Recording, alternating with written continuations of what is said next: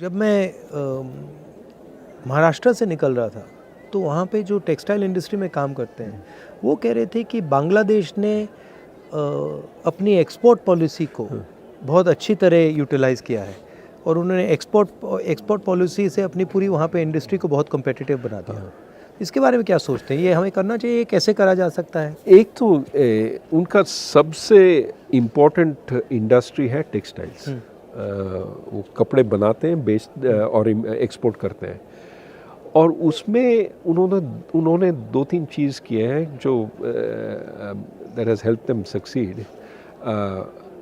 एक तो they allow big factories, not small factories, क्योंकि स्केल इकोनॉमीज की ज़रूरत है, तो they allow big factories. I think labour is largely women.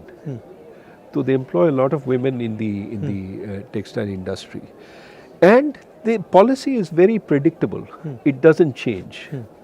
So that industry has just taken off because it's using low-skilled workers. On my way, I found out that जो बेल्लारी है वो jeans production का centre था और वहाँ पे 4.5 लाख लोग काम करते थे। कपड़ा गुजरात से आता था और स्टिचिंग बेल्लारी में होती थी और वो लोगों के घरों में होती थी। कोई एक पीस बनाता था, कोई सिलता था, कोई धोता था। वो पूरा डिसेंट्रलाइज था, सप्लाई चेन। और जीएसटी और नोटबंदी ने उसको ख़त्म कर दिया और वो एक्चुअली वो इंडस्ट्री अंग्रेज़ों के टाइम से है। 4 लाख 4.5 लाख लोग काम करते थे, आज वहाँ 50,000 लोग काम करते हैं और वो सब मतलब ख़त्म हो गया। तो अपॉर्चुनिटी तो काफ़ी है, बट उसको फाइनेंस की ज़रूरत होती है, उसको सपोर्ट की ज़रूरत होती है। बहुत सारे क्लस्टर्स हैं हिंदुस्तान में जो अलग अलग चीज़ बनाते हैं, हर डिस्ट्रिक्ट में कोई ना कोई स्पेशलिटी होती है।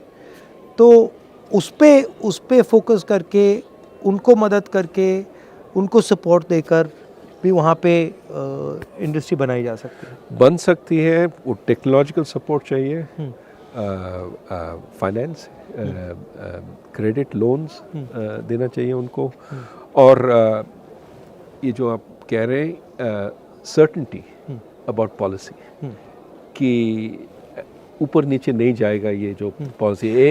एक दिन आप एक्सपोर्ट नहीं कर सकते हैं, एक दिन हाँ एक्सपोर्ट ज़रूर कीजिए, नहीं, स्टेबिलिटी। तो मुझे एक बात समझाइए, आप आरबीआई में थे, अब हिंदुस्तान में एक व्यक्ति 2 लाख करोड़ रुपए का लोन ले सकता है, मतलब उसको पूरे के पूरे बैंक का पैसा मिल जाता है। मगर जब छोटा किसान या छोटा बिजनेस वाला बैंक लोन लेने जाता है तो उससे बहुत सारे सवाल पूछे जाते हैं, और एक्चुअली बड़ा वाला भी ज़रूरी है, छोटा वाला भी ज़रूरी है, मगर छोटे वाले को बिल्कुल इग्नोर कर दिया जाता है। छोटे वाले बिल्कुल इग्नोर कर दिए जाते हैं। तो ये होता क्यों है और इसको बदला कैसे जाए? अभी बदल सकते हैं, और ये जो आप पहले कह रहे थे इंफॉर्मेशन, ये जो छोटे जो बिजनेसेस हैं उनका तो एक वो तो बेचते हैं और एक रेवेन्यू स्ट्रीम है, उनका सेल्स है। अगर वो सेल्स अगर बैंक को मालूम पड़ता है कि ये जो सेल्स काफ़ी स्टेबल हैं, काफ़ी बढ़ रहे हैं, तो वो ऋण दे सकते हैं, they can lend, but we need that information to be collected and to made available. वो हो रहा है अभी। ये जो फिनटेक चल रहा है इंडिया में, उसमें they are starting to think about all this. But in India everything needs to be 10 times. But see, I don't know of a single Indian company that जो small medium company थी और अब बहुत बड़ी company हो गई, right?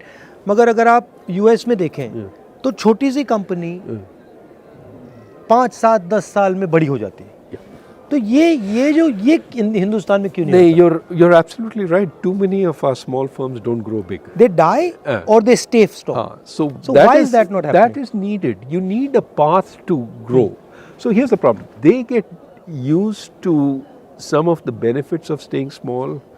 वो inspector नहीं आता है, आप जीएसटी, आप टैक्सेस नहीं देंगे तो कोई आपको ट्रबल नहीं करेगा। तो they stay under the radar screen of the government instead of being helped by the government.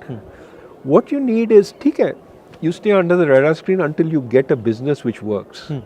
But then once you start growing, I'm going to look at you, but I'm going to help you.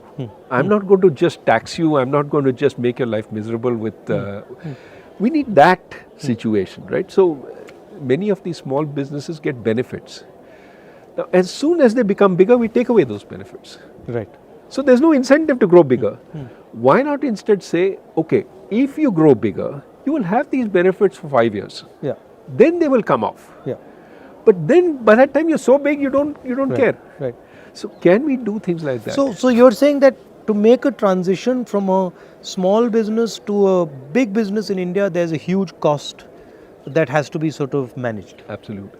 Absolutely. And the cost is rent seeking in some way. Today it is largely exactly, rent seeking. Exactly. You see how many firms are stuck at 10 workers or 20 workers, because that's when the regulations start kicking in. I mean, the only I was thinking about it, the only one I can think of the top of my head is Haldiram's, which went from being a small fellow and he scaled up. And there are a couple of them, but there are not as many as there should be. We need many Haldirams, right? We need many Haldirams, and of course we have some of our tech firms that have grown very, very big.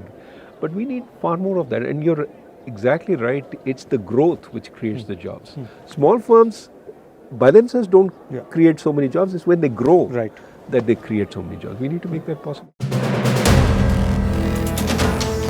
Video पसंद आया तो हमें like, comment, share और subscribe जरूर करें।